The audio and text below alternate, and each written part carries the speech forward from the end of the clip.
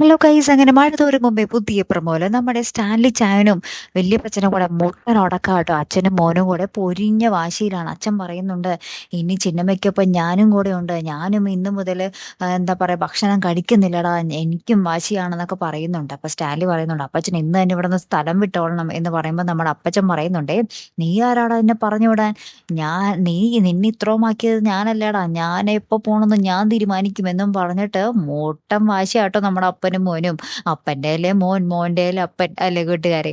അപ്പുറത്ത് നമ്മുടെ ബാലചന്ദ്രന്റെ വീട്ടിലാണെങ്കിലോ മൊത്തം ശോകം സീനാട്ടോ. നമ്മുടെ ബാലചന്ദ്രൻ കുടിച്ചിട്ട് വരുന്നു. അപ്പൊ കൃഷ്ണമോള് ചോദിക്കുന്നുണ്ട്, അലീന ചേച്ചി ഉണ്ടായിരുന്നെങ്കിൽ അച്ഛൻ ഇങ്ങനെ ചെയ്യുമായിരുന്നോ, ഇത് വേണ്ടായിരുന്നു എന്നൊക്കെ പറയുകയാണ്. പിന്നീട് നമ്മുടെ ബാലചന്ദ്രൻ വന്ന് വൈജയന്തിയുടെ അടുത്ത് കുറെ എന്താ പറയാ ദേഷ്യപ്പെട്ട് സംസാരിക്കുന്നുണ്ട്.